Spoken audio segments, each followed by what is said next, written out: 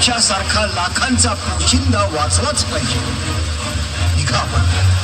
गडावर पोहोचताच इशारतींचे तोफांचे बार काढा, म्हणजे जीव थंड होईल. बाजी,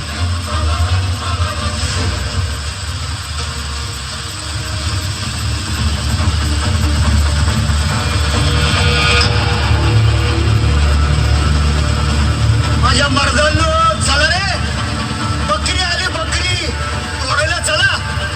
अरे अरे अरे अरे.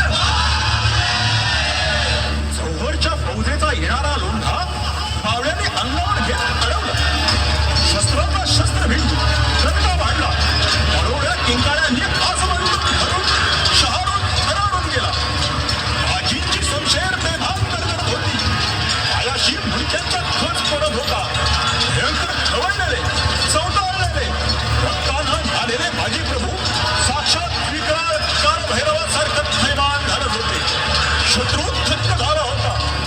राखडी भरत होती. शत्रूला नवी कुमकी येत होती. बाजींच्या तलवारीखाली त्यांच्याही रक्ताची कण चिमत होती.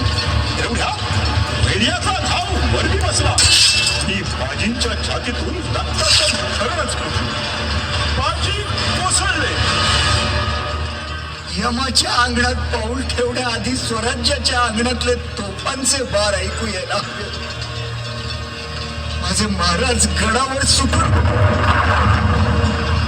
वा वा वा.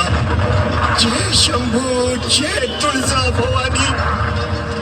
माते शिवाजीराजाला वाचवलंच. आता पवित्र हिंदवी स्वराज्य निश्चित वाचणार. महाराज या बाजीचा शेवटचा मुजरा.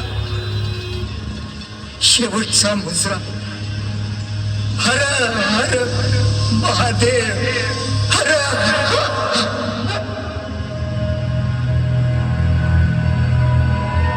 अशी दुर्दम्य निष्ठा आणि निर्भयता, असं स्वराज्य प्रेम, हेच महाराजांचं खरं वैभव होतं. याच बळावर स्वराज्याच्या कितीतरी मोहिमा आखल्या गेल्या, यशस्वी झाल्या.